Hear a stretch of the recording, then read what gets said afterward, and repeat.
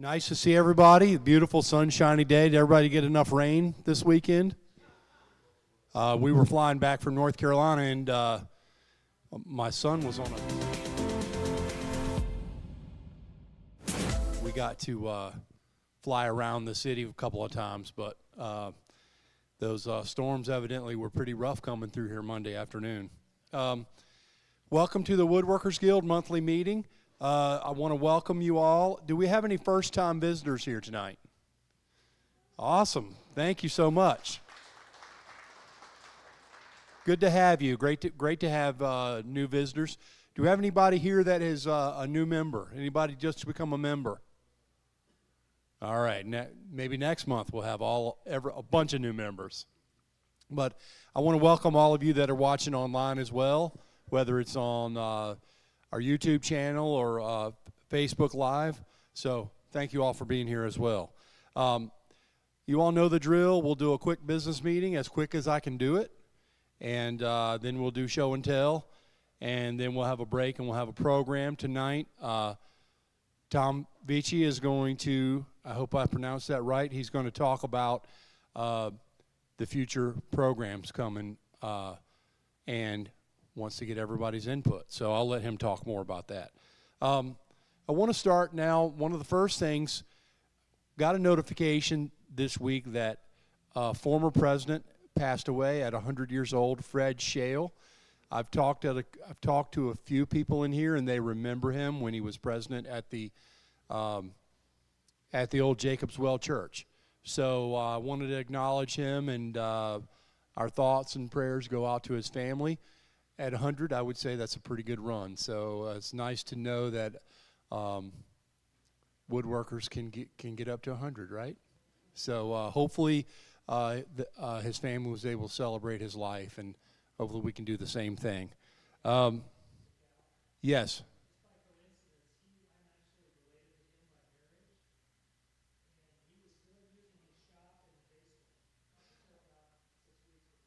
That's awesome. So if you didn't hear that, we have a relative here, and he was still using his shop up until about 6 weeks ago, that's so cool. And did he have all of his fingers? That's fantastic. That's fantastic. Some of you may have seen my newsletter, but my mom passed away last week. But one of the things that my mom and dad wanted to do as part of her legacy is they bought, each of the three sons, I have two brothers, bought us new saw stops because my mom wanted us to be protected against getting our fingers cut on the table saw. So it's at Woodcraft. I need to go get it and set it up, which is some work, but that's part of my mom's legacy. I'm going to run down through. I haven't seen Ron Hall tonight. Is Ron here? We're going to keep going. Vice President David Roth, do you have anything to report tonight? Nothing to report. John Steyer, has John here tonight? John, you have some. Awesome. Come on up. Thank you. Hello, everyone. So, howdy. So we've got just a summary of what last year's revenue and expense was, and we break it down into three categories: our program, everything that's related to the shop; our fundraising projects, the turf boxes, all-star awards, and other projects that we do; and then just general administrative expense. For the program income, $252 in, we spent $263, so we had a deficit there of $10,000, which is where fundraising comes in. We earned $24,000 on all that work that we did with the turf boxes. So that balanced what we did not cover in our program fees. And then for administrative, the $8,200 came in interest on the bank account, and then the $1,600 in just general office expenses. So overall, we made $20,587 above our expenses, and our budget for 2025 is $276,000. And just as a point of reference, all the work we did to get the building ready for its use as the shop in the fall of 23 and early 2024 was $122,000. And that was kept lower based on everyone's help with getting all that done. So thank you for that. And as you can see with fundraising, please help when you can, because every bit that we do there kind of offsets what we keep the membership dues as reasonable as we can. So that's our annual report. Thank you. Yeah, I was going to say we should have a round of applause for that, because I know I and some other members on the board and the leadership last year was a very I don't know what the right word, concerning financially, because we lost our old space. Our costs doubled. Our rent and utilities doubled.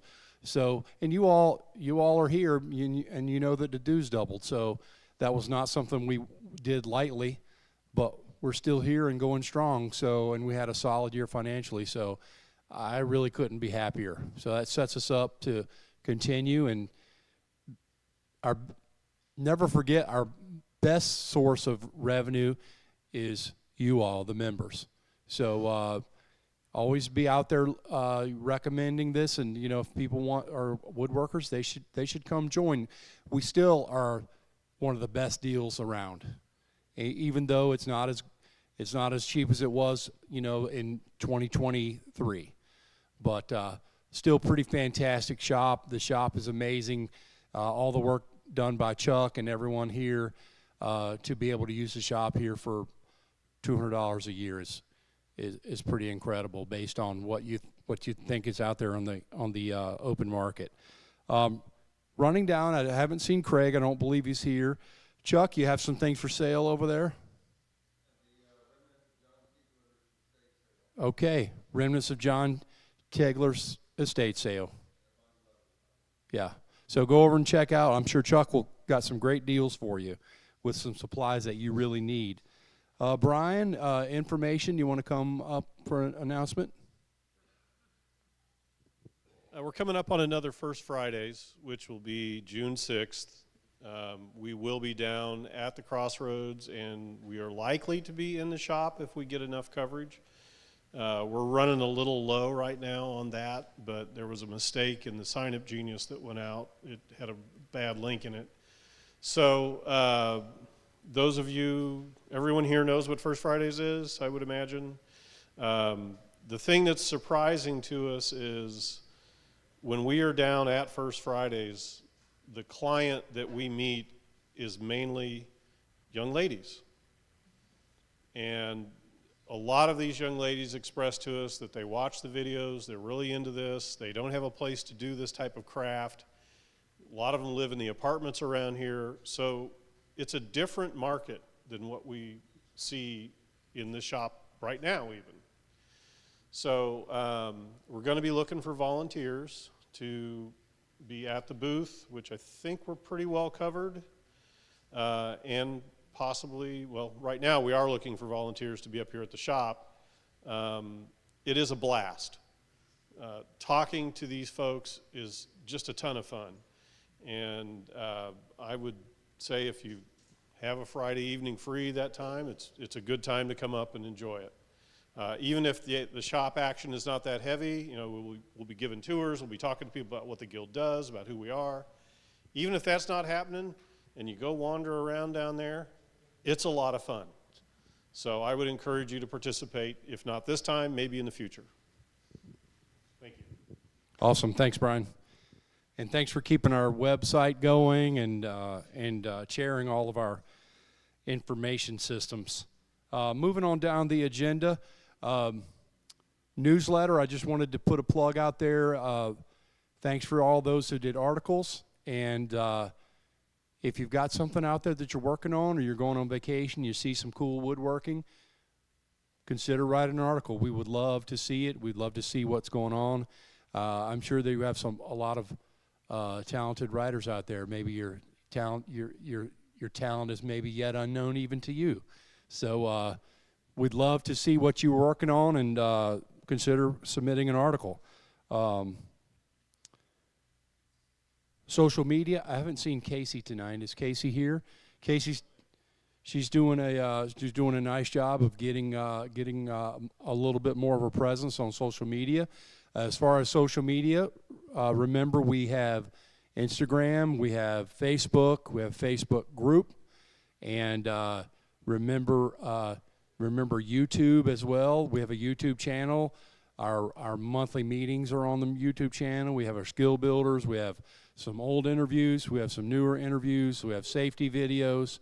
There's lots of good stuff on our YouTube channel. So if you're not a subscriber, we'd love it if you would go subscribe and check out the content. Video and AV, Chris, do you have anything to report tonight?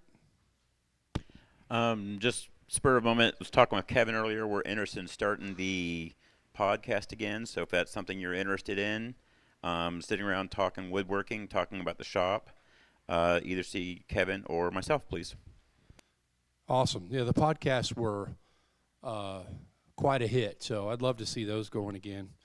And we have so many members that have so much to offer and so interesting. So I think that's very cool if we can get that going. Matt, do you want to come up and talk about events?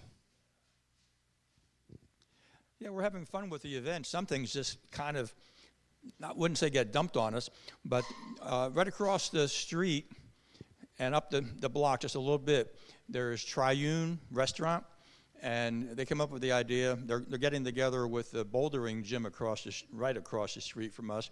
They're going to do a block party, and Whitney, the manager from Triune, Terry and I met. Terry's facilitated almost all of the stuff as far as the part for the KCWG. I really appreciate Terry doing this. But we had a meeting yesterday with Whitney, the manager from Triune, and we tentatively we're looking at the 14th of September. It's always a problem when you're in the fall because you got Chiefs games. That's a Sunday. But maybe the Chiefs game won't affect it too terribly much. It's not something that we came up with, but we definitely want to participate. And we would be doing, there'll be a block party. There'll be a stage at the next corner, which is 17th. The stage would be there, and it would be all the noise and basically all that kind of stuff would be up that way near the Triune building. We were hoping to block off everything down to our parking lot entrance here, and there will be maybe 100 vendors out on the street. Most of the vendors are going to be guests, be invited by Triune, but that also opens up the opportunity for our own vendors. If you want to set up selling stuff out on the street here, also we want to work with our sponsors, Woodcraft, Rockler, whoever. Offer them the opportunity to set up here inside of our shop, because what we want to do is invite people in so they can look at what we can give them tours, like walk around. We can entice some of them become new members. So all of that is happening. We're tentatively looking, like I said, at 14 September. That's a Sunday. It'd be about from 11 o'clock until 11 to 6, 7 hours. It's a restaurant, and we talked a little bit about Santa's Workshop. We are working with Ball's Food Market. They have an excellent program where they donate to groups like us, 501c3, who do good things for needy people. And the kids that come in here, a lot of them are foster families and boys club, girls club, and all that kind of stuff. And so we're exactly the kind of program or exactly the kind of event that Ball's Food Shopper would help fund. However, they don't make their decisions until December.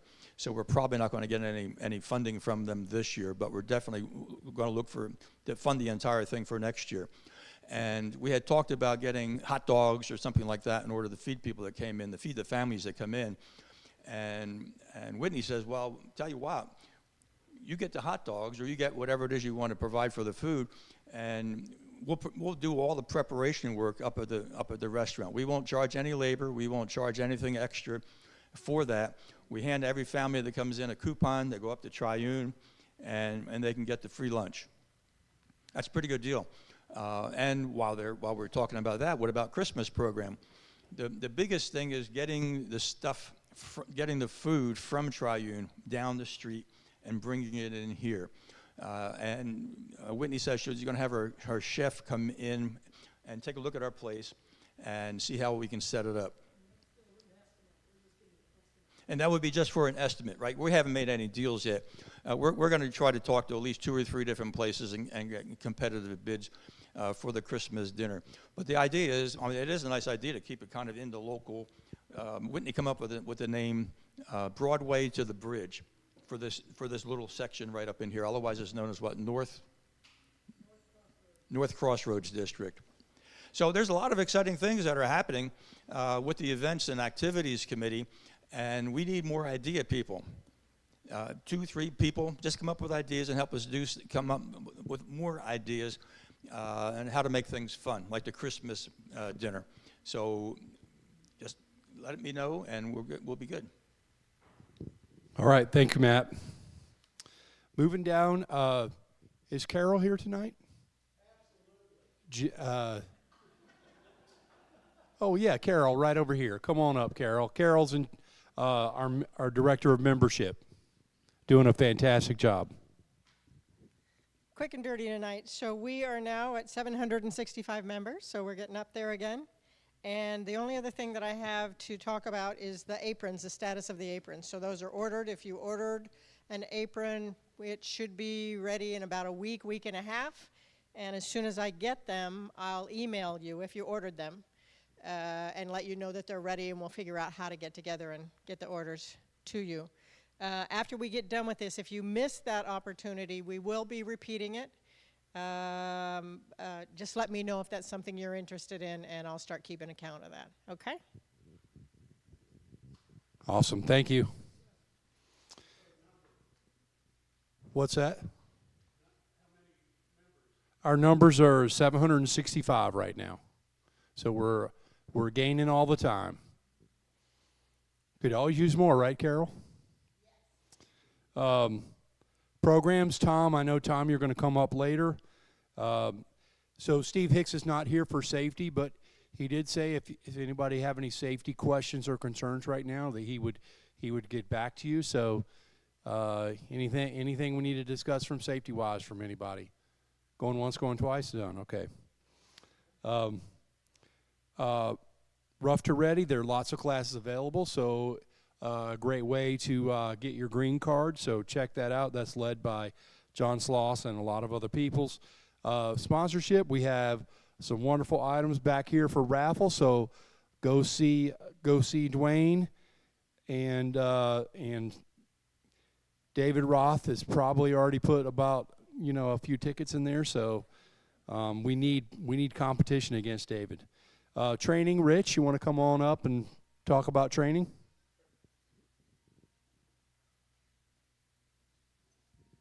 Just a couple real quick items. First, I want to point out that this next Tuesday, Mike Jones' class for Mike Jones is going to be opening up. That Mike Jones class is his knife building class, and that's where you put the knife scales on the class. And that class is going to be held, July 12th from 8 to 1. So, and that is going to open up next Tuesday. Other than that, I want to point out that the skill builders, this month's skill builder, that's going to be the beginning of June, is going to be on the Martin saw. So that big old Martin, that sliding table saw contraption out there that we all would like to know how to use. Chuck did a session for that back last December, but if you missed that session, he's going to do it one more time. So that's going to be the beginning of June. So if you haven't figured out how to use that saw, this is a good opportunity. In July, we're not going to have a skill builder, mostly because we've got this holiday thing going on that weekend. And so then in August, we're going to come back and we're going to have a session on cabinet making with Wes Myers. So he's going to show how he goes about making cabinets. And just a reminder, those skill builders are always the first Saturday a month, and they're from 2 to 4. So thank you. And remember, the skill builders are no cost, don't have to be a member. If you have a friend, someone from, your neighborhood, your church, or your wife or son or father, bring them on down. Low investment, high return. So that's a great deal. Director of SIGs, Mike Mike Blake, do you have any announcements? Do you want to just go through the SIGs? Okay. Well, let me just run through them real quick. So the hand tool SIG, the next meeting is May 25th, which is the fourth Sunday of the month. Wayne, do you have a topic? So rabbits, and we're not talking about the hoppy kind. We're talking about grooves in wood, or yeah, you know what I'm saying. Wood carving SIG, led by Dan Rubidoux and Jim Brock. Fred, do you know what's going on at the SIG? It's the fourth Tuesday of the month from 6 to 8, so that will be May 27th. And for if there's not a specific topic, you can bring anything you want to talk about carving, whether it's power carving or traditional carving or any type of carving. Yep, and Fred just said if you've never gotten started, they'll help you get started. Laser engraver SIG, the next meeting is May 28th. That's the fourth Wednesday of the month at 7 p.m. Led by Curtis Alexander. And typically, if you come to that helps you get trained on the laser as well. So you have to have a special training to use the laser, but I know many of our members have made some amazing projects using the laser. The last SIG is the CNC SIG. The next meeting on the CNC is June 16th, as they meet the third Monday of the month. So you may have just missed a meeting 2 days ago. But that's led by Ed Stewart, Gary Milkey, and I don't see either one of them, so you'll have to show up to find out what their topic is. That was a relatively quick run through the agenda. So now I'm going to turn it over to our favorite time. Jim Bany is here, and Jim's going to lead us through show and tell. A reminder to everybody who has projects, hold the mic up to your mouth. We'll love to hear what you have to say. Plus, they would love to hear you through the microphone if you're watching online or for the recording. So just a friendly reminder. All right, Jim. Thanks. So I don't have to keep repeating myself. I went in for a bone spur to take it off of my upper arm and ended up with a rotator cuff. So I went from a week in a sling to 6 weeks in a sling, and it's kind of ruined my summer and my golf game. Thank you. The other thing I wanted to say is I have some real fond memories of Fred Shale. We used to have the board meetings in his house, at his house in his den. And what was Fred's wife's name? Martha. Martha called Fred, she called him Jed all the time. And I said, Martha, his name's, are you mispronouncing it? And she says, hell no. He can't walk by a clamp without buying it, so I call him Judd Clampett. Fred was he was an awesome craftsman. I have a lot of, we had some good times. And back then, gosh, we had about 60 members in the guild. Right. And I remember a couple of times we had board meetings where I remember I think the rent on the church was like $1,300 a year. And we were really struggling to come up with that, you know. So I see our incredible bank balance now, and it just blows my mind. So yeah, we've come a long way, and it's, you know, we're standing on shoulders like Fred Shale and those people who were the initial members of this guild, George Dixon. Wayne, Bob Ledoux. Yeah.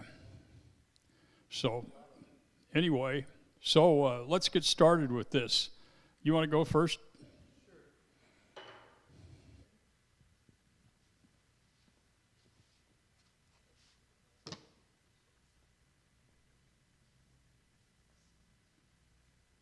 I'm not doing pink. You got the blue one? All right, blue one. All right. This here is some marquetry panels. Last January, we had our program on the stack cutting technique for marquetry. And from that stack cutting, we had 5 panels out of that one cutting. And this is what the pieces that we put in place. Now, the ones I have at home that we stack together and show you how we stack that hasn't been cut out yet. So I can hopefully make 5 more. Yes. So we'll have 10 panels in the future. But these are designed to fit a shaker clock. So these panels can be taken out of the back. These are just simple frames, right? The frames can be taken apart or cut another piece of marquetry to fit this again. No big deal, right? But the idea behind it is to, my kids aren't watching, so, is to make a shaker clock for each one of my kids and family members. So this will be the door panel that goes inside the clock. Now the first one we're building was that Sapelli veneer clock. And the idea behind it is I'm going to continue the green leaves and the flowers on the front of the panel and on the sides of the panel up here, and having the leaves and things go on the side of the door down here and on the side of the panel on the left-hand side. And that whole project is veneered. The top, the bottom, the stiles and rails. That's the goal. The other ones may be out of solid wood because it goes a little quicker, but that's about it. Any questions? Yeah. Oh, the finish is catylized lacquer and wax. Okay, so this is a quilted Quilted maple. maple, and Yes, sir. that's a veneer that you purchased. Actually, a friend of mine gave that to me. Where is he at? There he is. One of the guild members gave it to me. Well, I purchased some stuff from him. So anyway, so a lot of these veneers come from some friends, and I buy the holly, and some of the veneers are dyed, and some are commercially bought. So. And you can, once you make all the cuts one time, you got enough for 5 At least 5 panels, correct. 5 panels? So I had 5 backgrounds. I had 2 burled walnut, quilted maple, 2 quilted maples, and babinga. Talk about the catylized. Catylized lacquers from Lacquer. Sherwin-Williams. Okay. It has a 4-month shelf life. Once it gets catalyzed, it goes on really nice and smooth. And then How do you put it on? spray gun of low volume, high pressure sprayer, or low pressure, high LV. volume. HVLP. Yeah, that guy. Yeah. Okay, so It's, you got to wear a mask, everything. It's and- strong and stuff.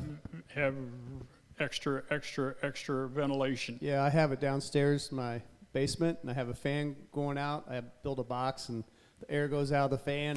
I open up my side basement window and my door. My wife always on me in the summertime and the wintertime. What's that door open for? Trust me.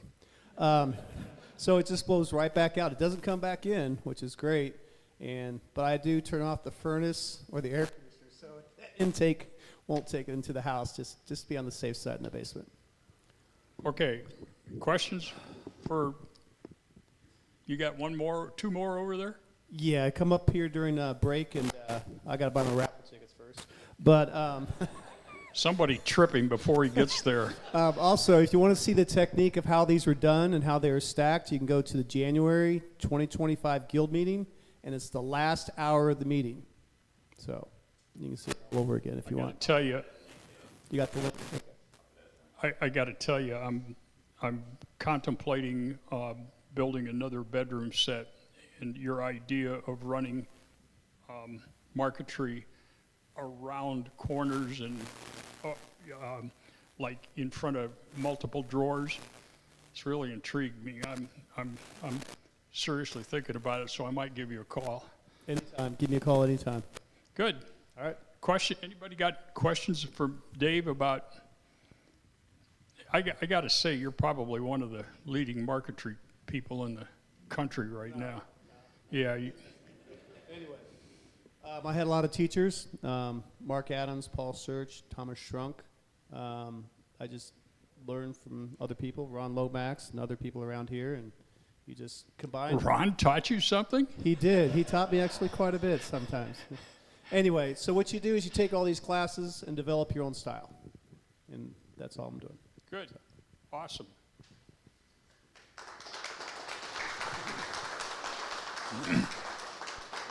Dave, I remember when you first joined the guild. Yeah, and we were meeting in Fred Shale's den, and you came up with a couple of projects that we could all do as a guild. It got shut down, but I remember the. Well, good. When you remember, let me Yeah. know what they were. We'll try again. Yeah. All right. Yeah.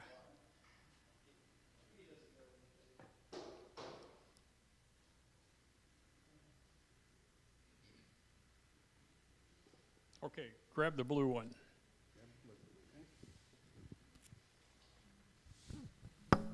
Okay. Okay, my name is Russ Amos. I've been a guild member since we were at the church.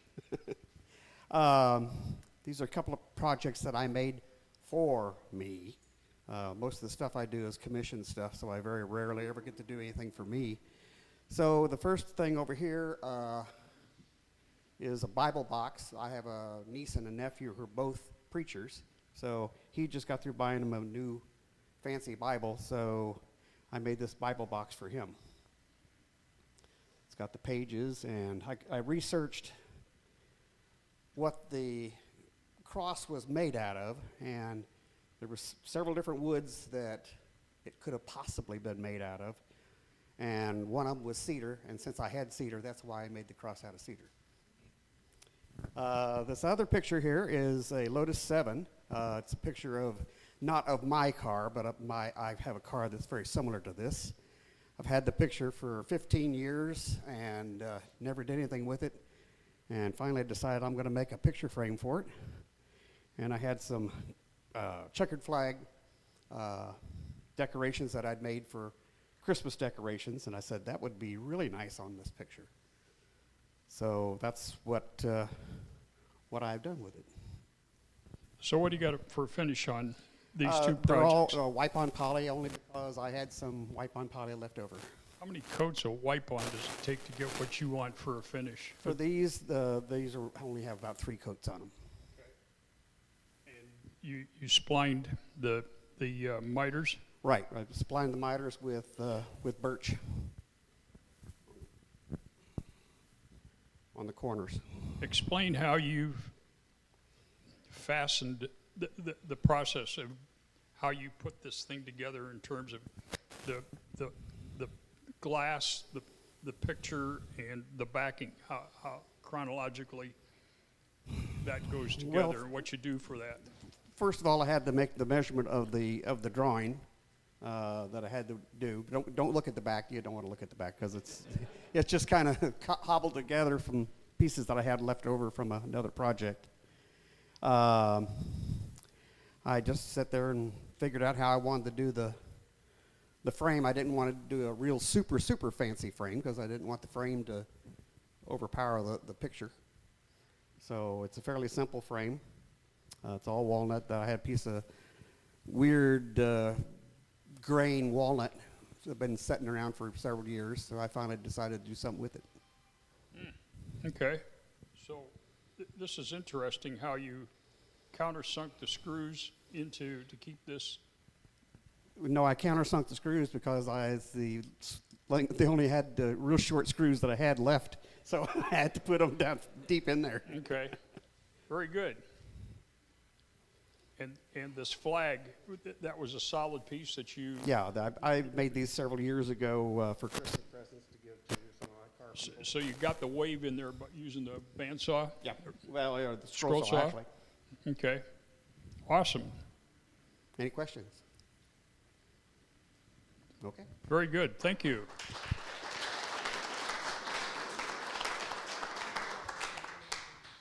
You need to put a lock on that box. In a preacher's house?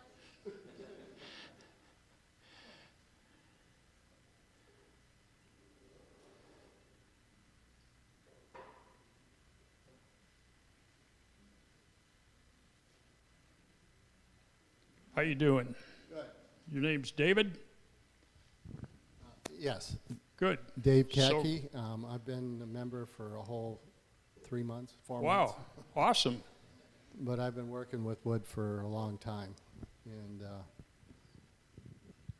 this one I was experimenting with doing compound cuts with the scroll saw. And that's how I get the ribbons. This is awesome. So tell us how you made those bows.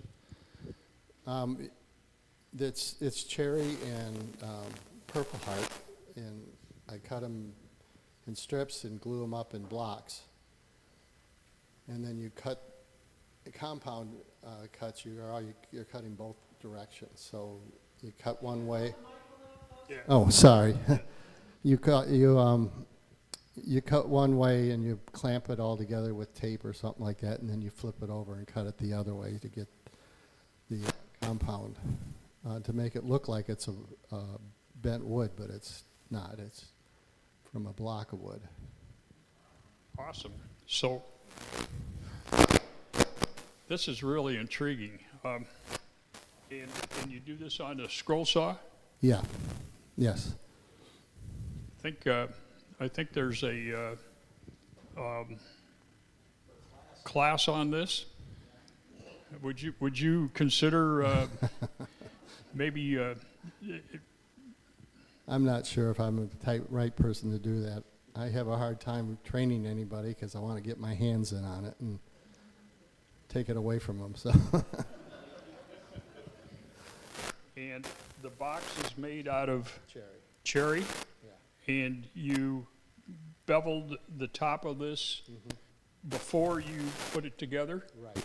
Okay. And then you lined it with Felt, yeah. felt. This is really, really awesome. What do you think? Here's our resident artist. Oh.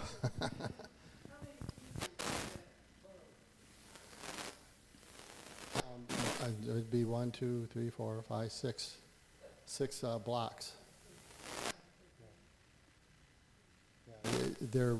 I've cut them to a point so that they would fit together.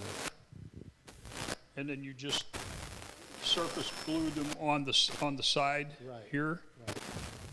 And then what did you do to fasten these in together, basically? How do you keep this whole thing together? It's like super glue. I can't think of what they call it. Yeah. So that's what you used? Yeah. So you got one chance. Right. You got it. Awesome. You guys will have to take a look at this. This is really intriguing when it's up there during the break. Any questions about this? What are you going to use this for? I gave it to my wife. Ah, awesome. Whatever she wants to do with it. But, I mean, I did it in... You know what's going to happen? She's going to want you to do this with Christmas presents. Oh, yeah, could be. You don't Never seem know. that enthused about that. No, I do it. I Okay. do anything she wants, so. Awesome. Any questions? Yeah. How did you get the idea to do that? From a magazine, I can't remember which one. I saw something like that in there. And so it was a square box, though.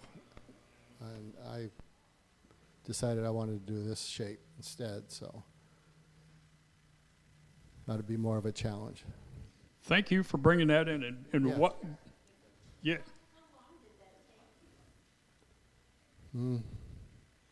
Don't keep track of my time, but it probably just a couple days.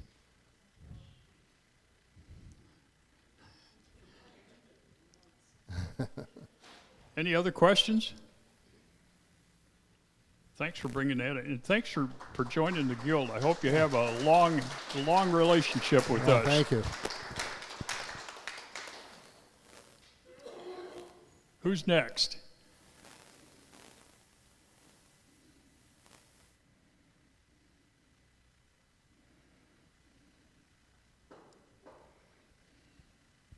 So I'm Paul Menning. This is one of 4 stools. My grandchildren, well, we moved down here to be my grandchildren, so my 17-year-old grandson, 16-year-old granddaughter, and 14-year-old grandson each made one of these. The top is made from a slab walnut that I have.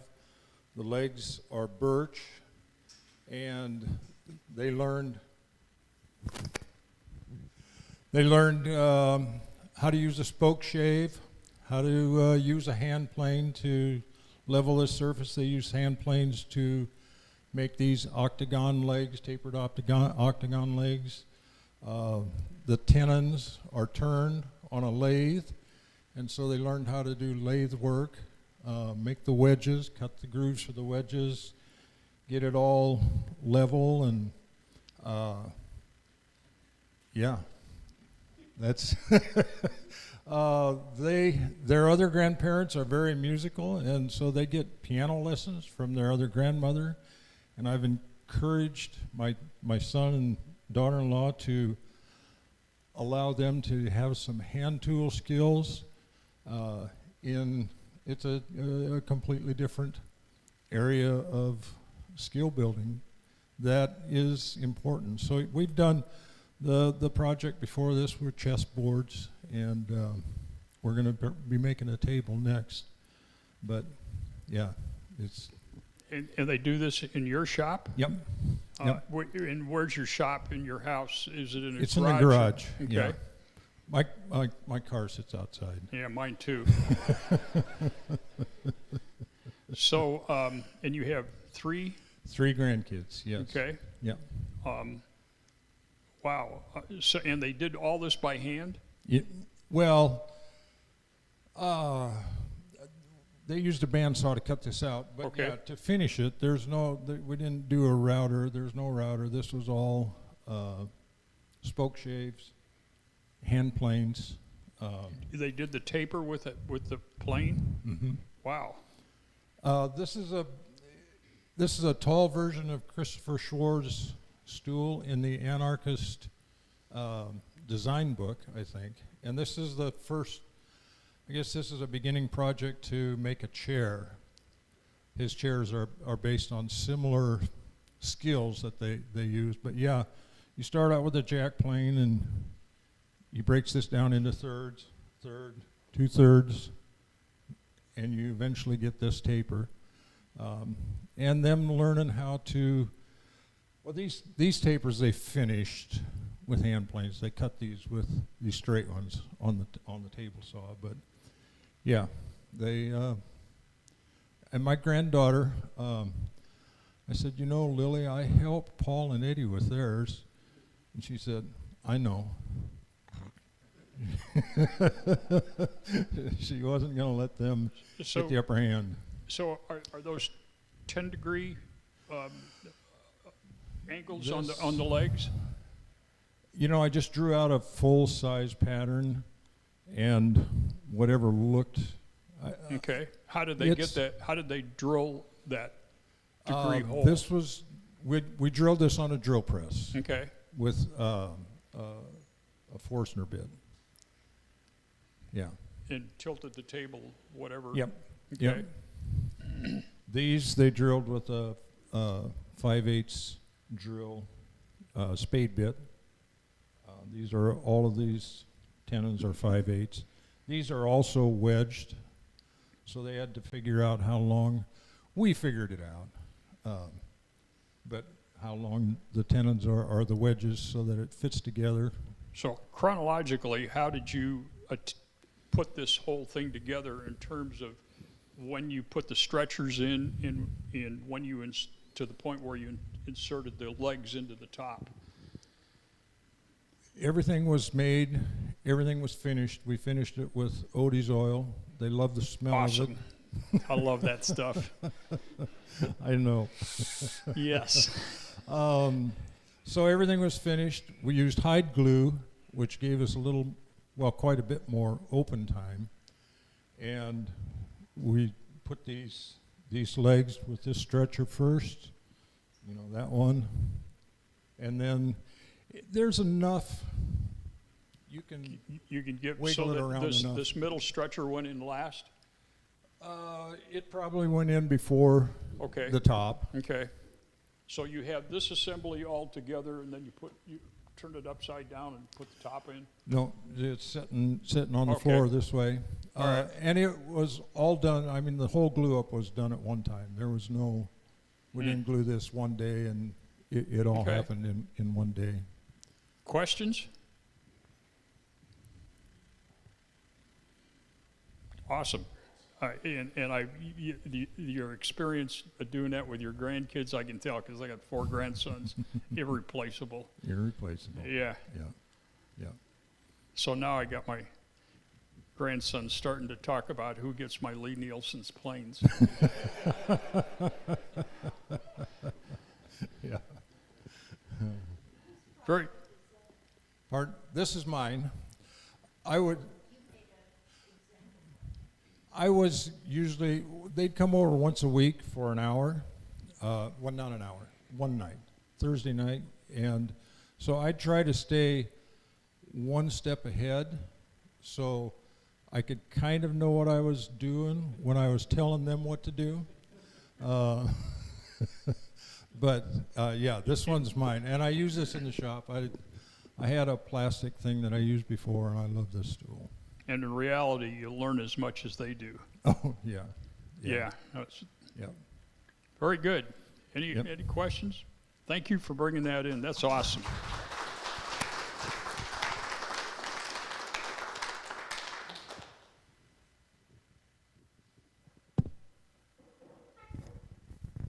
All right, thanks everyone for bringing those in. Great projects tonight. Every one of them is awesome. So congrats on all those great projects. I forgot, I left out my man Don. He's got books for sale, magazines for sale. Now it's time for our break. So we're going to take about a 10 or 11 minute break, and we'll come back, and Tom, then you will have the floor. So come up and look at the projects, grab something to drink, and we'll see you back here in about 10. Thank you.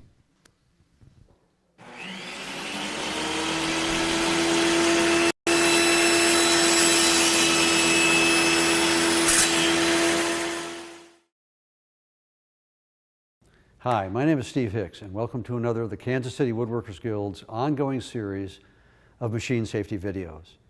Today's video will cover an introduction to the safety rules and basic operation of the Guild's Festool domino joiner.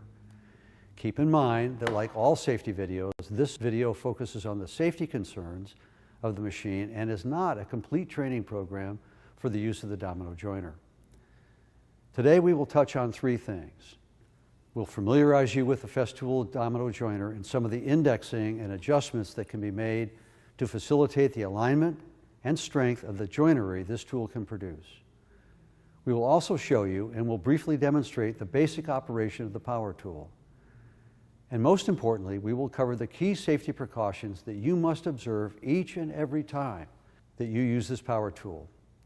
You should always remember that one of the most important safety concerns is to wear OSHA-approved safety glasses with side shields at all times while in the shop. Your regular glasses are not approved for use when participating in any shop activity while you're at the Guild. When using the domino joiner, it is unlikely that the noise levels will require you to wear hearing protection. But if you feel more comfortable wearing hearing protectors, by all means do so. One caution on wearing hearing protection. Guild safety rules stipulate that any hearing protection must not have the ability to receive any type of broadcast music or podcast. Failure to follow this requirement introduces safety risk and may result in you losing your shop privileges.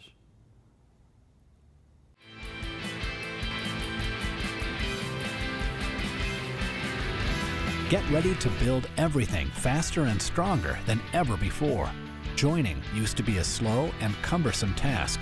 Now all your panel, frame, and rack joints can be created quickly and precisely with one system. The Domino Joining System from Festool.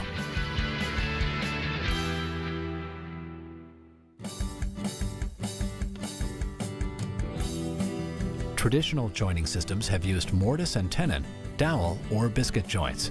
The Domino tenon incorporates the advantages of all these systems and exceeds them in speed, ease of use, and strength.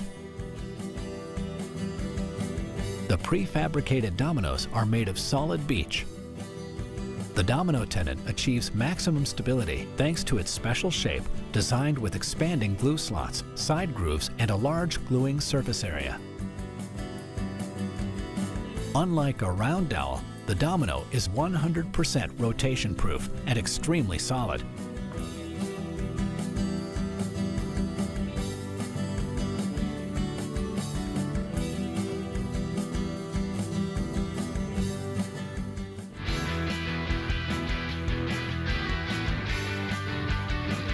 The domino joiner provides the most innovative and superior method for easily cutting mortises with a handheld machine.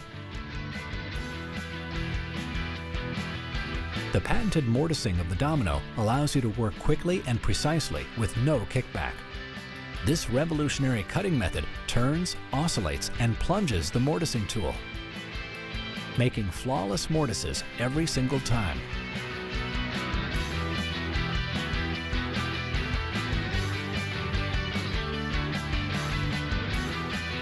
The mortise width can be adjusted for clearance using the hole width selector. The first hole is always mortised without clearance so that the workpieces are aligned accurately. The adjacent holes are mortised with clearance to compensate for minor positioning inaccuracies and to allow for expansion and contraction of the material. Domino tenons are available in 5 sizes for a wide range of applications and material thicknesses. Cutters come in 4 sizes. With the color code, choosing the appropriate domino and cutter is easy. Domino tenons are clearly arranged by size and are easy to find in the domino sustainer.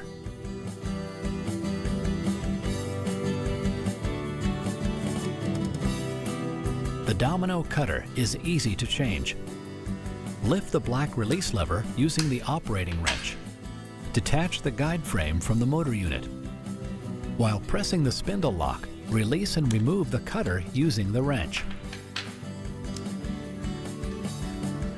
Insert a new cutter and secure with the wrench while pressing the spindle lock.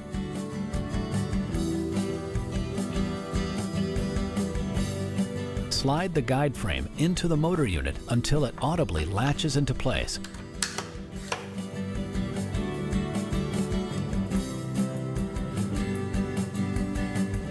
The depth stop on the domino joiner allows you to mortise pairs of holes so that the domino tenons can be positioned centrally or offset. To set the mortising depth, press and hold the black depth stop lever latch. Set the desired depth using the green stop lever. Mortising height can be simply adjusted using the step stop or the mortising height scale.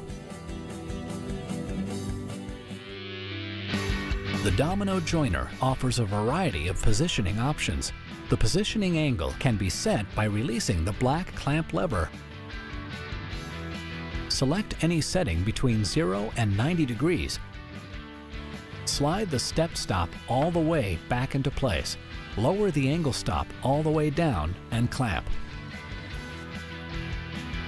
Center the viewing window in the tilting base over the scribe line for horizontal or miter mortising. Position the stop pin on the edge of the workpiece to index vertical, horizontal, or miter mortising. For vertical mortising, position the dimensioning lines on the stainless steel base on the scribe line. For additional security when mortising vertically, use the domino support bracket.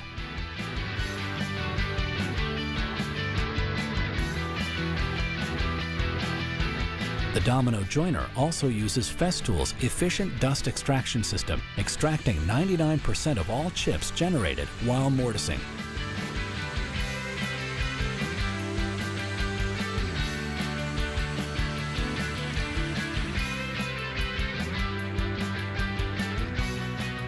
The removable Festool plug-it cord and dust extraction hose can transfer seamlessly between almost every Festool power tool.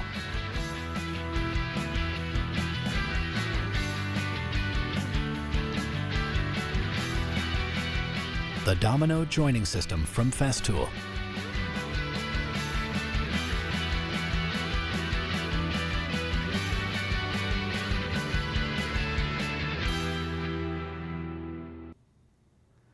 Now that we have familiarized you with some of the basic features of the domino, it's time to turn our focus exclusively on the critical rules and precautions that must be followed when using the domino joiner. First is to disconnect or leave disconnected the plug from the power source when installing bits or making adjustments to the tool. Be sure to remove the adjusting wrench and ensure that the shaft locking mechanism is secured before starting the machine. Make sure the fitting for the integrated dust extraction port is connected. The domino must have the dust extraction system attached to remove a buildup of chips. Without dust extraction, the bit could become dull or could break, which creates a safety hazard. Do not operate the domino joiner if the spring-loaded base does not return to its forward position. Always make sure the workpiece is secured in a vise or clamp to the workbench before performing mortising operations. Never try to hold the workpiece by hand alone when operating the domino joiner. When operating the domino joiner, a stable body position is important for both safety and the quality of the work you're trying to perform. The best practice is to take a staggered stance and place a lead hand on the front handle located at the front end of the adjustable fence. Apply pressure forward and downward on the handle, making sure the fence is pressed into the edge of the workpiece. Place a back hand just in front of the power cord connection to steadily push the mortiser into the workpiece to cut the mortise. Take care to make sure that your hands or digits are not hanging over or are in front of the fence in the line of fire, especially when the bit could come through narrow stock. This window in the fence and the thin black centering line allows for perfect visual alignment of the bit with the mark on your stock, keeping your hands entirely clear of the cutting path of the bit. This facilitates proper hand position for the safe cutting of the mortise. When the mortise has been cut, switch off the tool and allow the bit to completely stop before setting the tool aside. Other important things to remember and never-dos when operating the domino joiner include the following. Use only Festool brand tenons. Always use the adjustable fence and base to register your work. This ensures safety and accuracy of the cut. And never use dull or damaged bits. The Festool domino joiner is a powerful mortising tool. When used properly and safely, it is excellent at helping any woodworker create solid joinery with superb alignment capabilities that should make any project requiring joinery easier for you to achieve top-notch quality. Remember, follow the safety precautions described in this video each and every time you plan to use the domino joiner. If you observe any non-functioning safety feature, damaged parts, or any other issues with this tool, bring them to the immediate attention of the foreman on duty so that they can be corrected or repaired. This is Steve Hicks for the Kansas City Woodworkers Guild.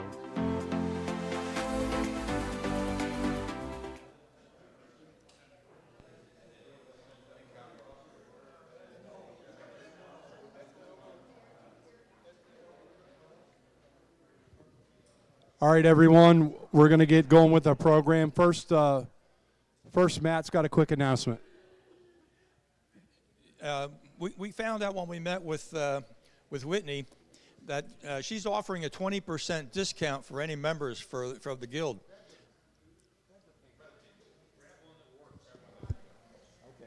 This one, yeah, this one works better. Triune is offering a 20% discount for any guild members. So if you want to go over there for drinks or for a meal, just let them know that you're a member of the Woodworkers Guild, and they automatically will give you a 20% discount. That's a heck of a deal, really, 20%.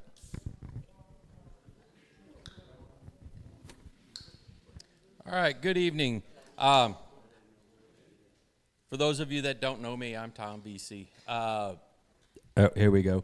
I got asked to be the program director, and I also asked for past guild presentations for whatever we had in the had been done in the last, since '86 is how far it goes back. I'm going to pass those around, kind of let you guys get a look at them. I went and looked at all of them and looked through and saw that there was quite a few people like Dave Kratz, Dave Roth.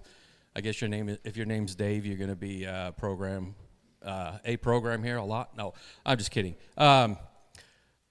So I wanted to get some ideas from you guys. What do you want to see at the meetings? I can come up with all kinds of stuff, but if it's not something you guys are interested in, then it's not worth coming. Or you know, it's maybe not worth coming, but I want you guys to have interest in this. You know, put a little skin in the game and give me some ideas. So raise your hand, and we got microphones around. Well, can you put up the Yep, program? there you go. Okay, so this was just a few things that I pulled out that there was a lot of repeats of certain things, but this up here is some of the things that I had not seen a lot of. And then, Dave, back in 2006, did, is it Instara? I don't know what is that? What is that?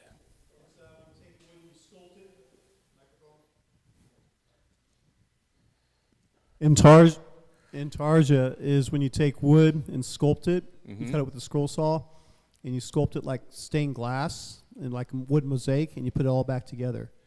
Your different types of wood is your color palette, like sort of like marquetry. Sort of like marquetry. Okay. That's when Intarsia companies went out of business, and marquetry companies came in business because you could make 5 panels instead of 1. Oh. So, okay.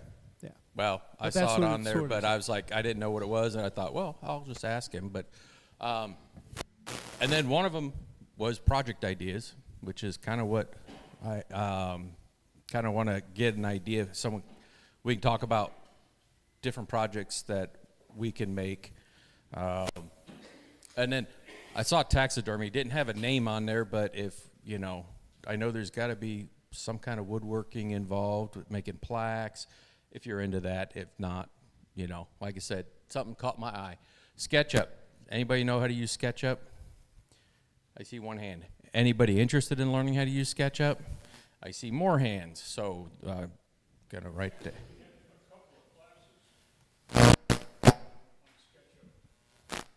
But not recently.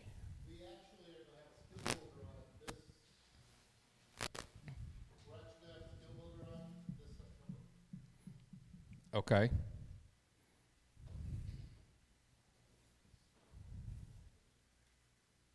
Sorry, I'm taking notes as we go. Okay. And then,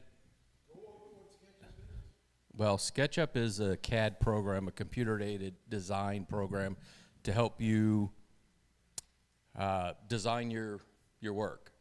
And that's as much as I know of it. So, do you have more information on that?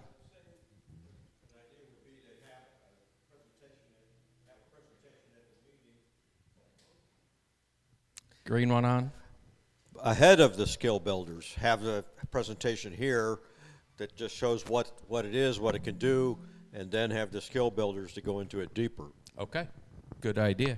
So I've got that wrote down that it's in September, so we will do that in August.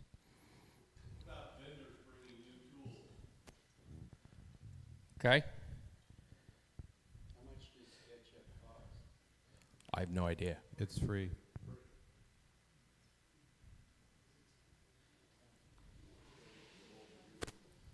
Okay.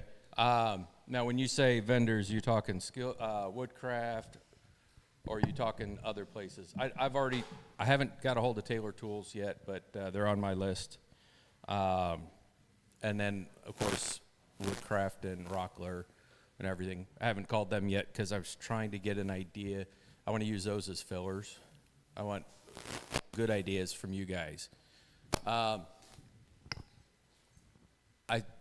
pulled one of the safety things off, hearing protection, and I also made a note to myself. I have talked to my eye doctor about possibly doing some eye protection and why it's important to wear it. And then the Japanese-inspired furniture and craft using traditional tools and techniques. I saw that in there. I thought that was kind of interesting. I have no idea who Brian Holland is, if he's still a member. Oh, go ahead. Kevin? Tom, how about, have you looked into, somebody doing a post online, like maybe the guys at Woodsmith, or maybe they can do a program? I have not. So, okay.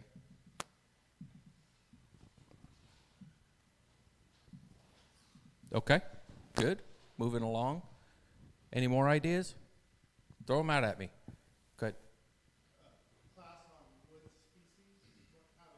Okay. And identifying them. Okay.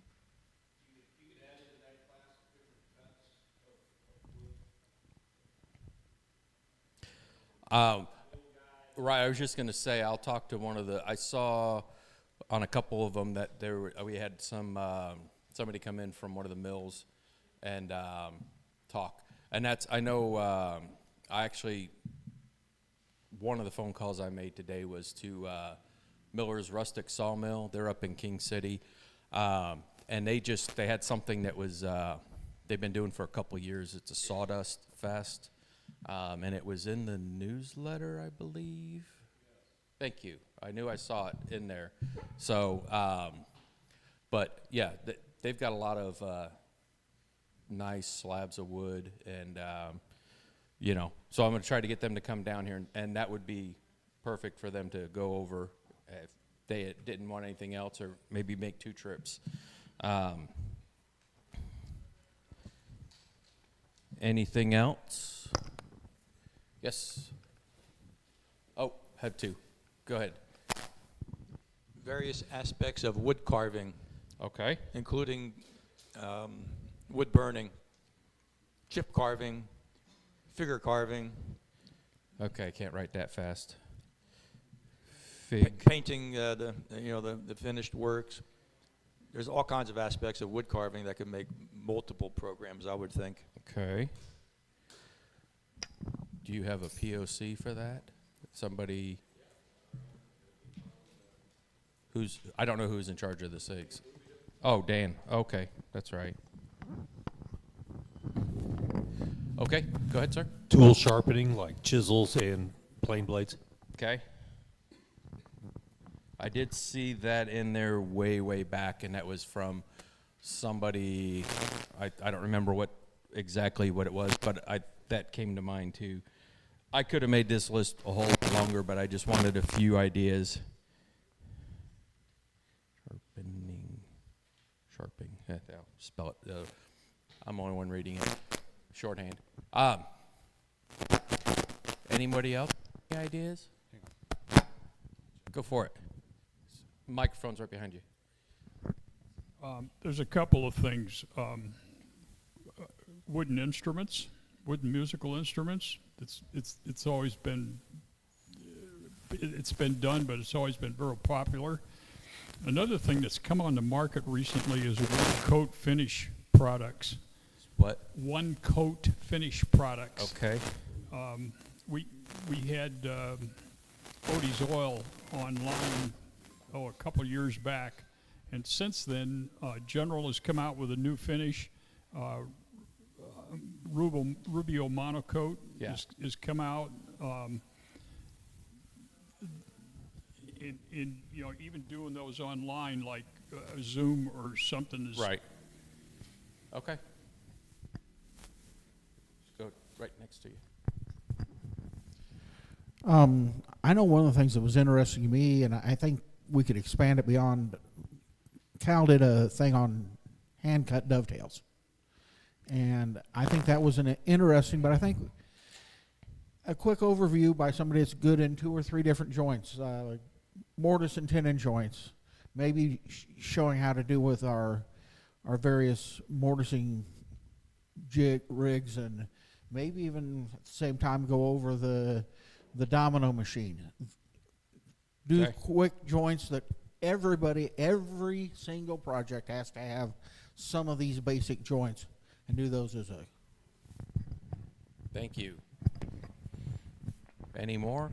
From online, here, my hand to Lindsay. Okay, thank you. Caleb Dunn online says wood movement over time with visual examples would be very helpful for newer woodworkers like myself, specifically when projects have failed due to wood movement. Okay. Can you forward that to my email so I can see that in more depth? But yes, and if we got more people out there watching, please, if you don't want to send in a question now, go ahead and email me. It's dir.programs@kcwg.net, I believe. Good. Did you have one?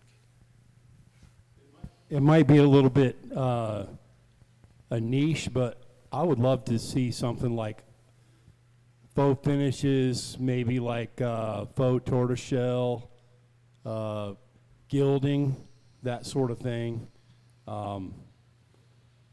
That's very interesting to me, and I've never had any training on that. What is that? Could you? So gilding is the process of taking ultralight sheets of metal and putting it on your work. You see, like picture frames might have a gold finish on them. They're gilded. Yeah. Okay. Actually, didn't somebody do that last month as show and tell? They had some gilding. You mean a show and tell? At show and tell, I thought someone had gilded some gold something on there. Okay. But what's the faux finishing? Is that the same thing? Oh, okay. Okay. Awesome. Yeah. We'll have to find something like that. Any more ideas? Matt? This is good, guy. I'll come to you next. I appreciate all the feedback because, like I said, I really want you guys to have a really good vested interest in what happens at the meetings. Adhesives. Also, relative to the one that came in about the shrinkage and everything else, wood, that really is a concern when you're putting a tabletop on a table and connecting it to the legs and the apron, and that alone is there's many ways to do it, but if you don't do it correctly, then the thing explodes on you. Definitely. Oh, go ahead, sir. Okay, somebody here will know what I'm talking about. I can't think of the name of it, but it's when you waterproof your wood by burning it. It's with a propane torch and. Yes, I don't know what the name is either, but somebody I do here knows it. I can't think of it right now, but I'd like to see that demonstrated live. I'm going to try it sometime. I'm just going to put down wood burning, and I'll look it up. Fire, and it actually helps fireproof it. I know there's a special name for it. It's a Japanese thing, yeah. Tom? Yes. And this comes from teaching a few classes that require hand tool skills. Just general how to set up and adjust a hand plane so it actually works.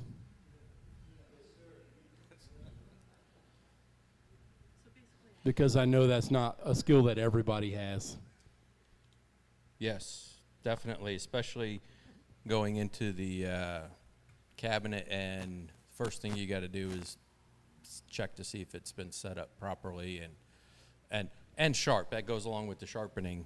So, go ahead, sir. I haven't done this, but I've thought about doing it. Is mixing leather and woodworking, and so then I want to know how to rivet effectively, and then that takes me to just broader,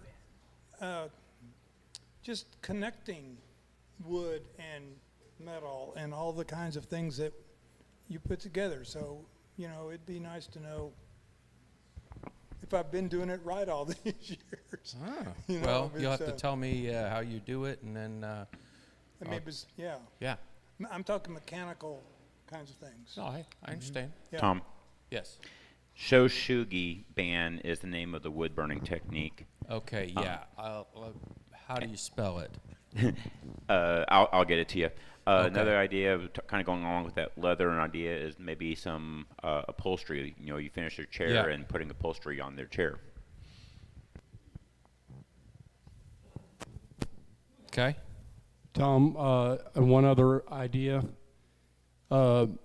incorporating like metal work, like iron bases, welding, things like that.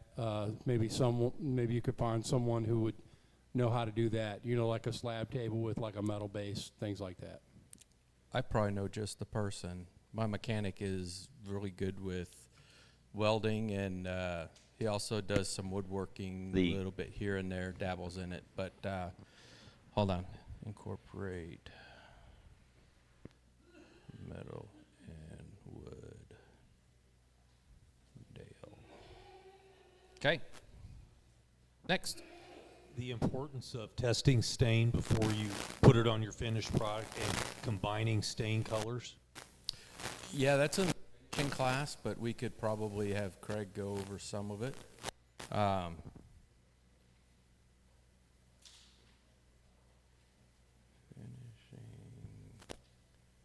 Technique. Just creating the storyboard is important. You know, when you tape off something and it's always a surprise. Right. Well, have you been through the finishing class with Craig? I've been through the one with Mark Adams. Okay. Yeah, because he does a 3-day class that is really phenomenal, and so it's great. Got any more ideas? Go ahead. I missed that Cal Hobbs class on line and berry. The class of what? Line and bear. You explain what it is, I guess. Hey. So back in the fall, I did a skill builder on line and berry inlay, and I don't know that I did not do a program at night on it. So that's what you're talking about.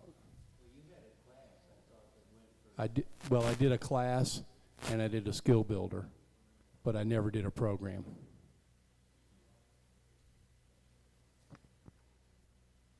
Okay.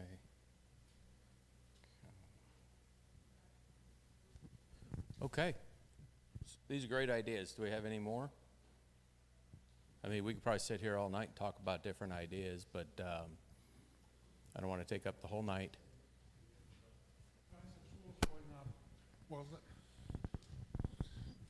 Price of tools going up being what they are. I mean, let me put it to you this way. I have to pay $165 to Bad Axe for a half-decent saw. I think we all need to learn how to make our own tools, orbital metalworking and stuff like that. I know he's talking about welding, but the kind of metalworking I'm talking is more along the lines of light blacksmithing, bladesmithing, that sort of thing. I got a couple of guys in here already that have already done that kind of thing. I can reach out to find some blacksmiths. So I guess what he's trying to say is if you're doing blacksmithing, you can also make a good axe handle or something like that to it, Right. or spoke shape, or whatever it may be, different Right. wooden products added to that blacksmithing. Right, you got to. No, I understand what Dave's adding to it is that if we can learn how to do the metal, we're already woodworkers, and that would just be the natural next step. Correct, Dave? Yes, sir. Okay. Cal's got another idea. You can add to that how to sharpen a handsaw. Oh, yeah, I don't even know how to do that.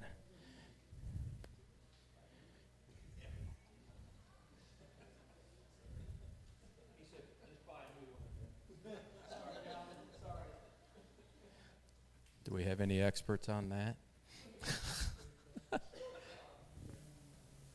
Someone pointed to you, Cal. So is that okay? Practice.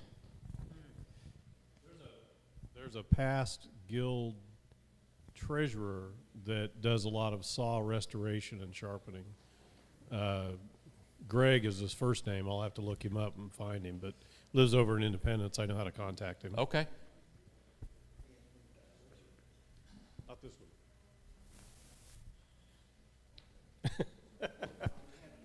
Roland stands corrected. Did you think he died? Oh, okay. Well, it's better than dying. Depends where. Yeah, just let me know. All right. Well.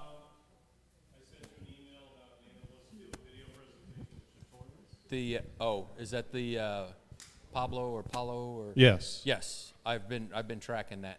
Okay, and Mike Cobb is an excellent source of some of these guys. Who? Mike Cobb is a source for a lot of these folks around town that are selling their shops that did a lot of craftsman's work in the past. Okay.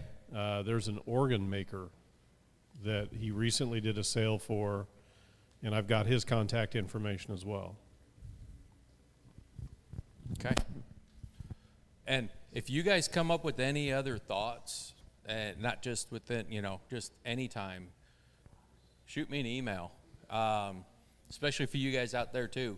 If you got an idea, I know I got another email from a gentleman, and I got to talk to Rich about that because he was concerned about timing and days of the week for different stuff. So I think that falls under training more than programs. But anyway. All right. Well, if that's it, thank you for the information. If you happen to have names to go with some of these ideas, let me know, because that way it'll make it a little bit quicker. But that's really all I wanted to. My goal has been met for this evening. So. All right, you. Tom. Thanks for your time, and we're going to make this official. You get the mug. And we're going to take the mug shot.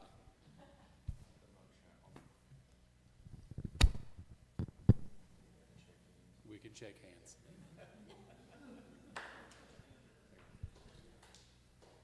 All right, we're holding hands now.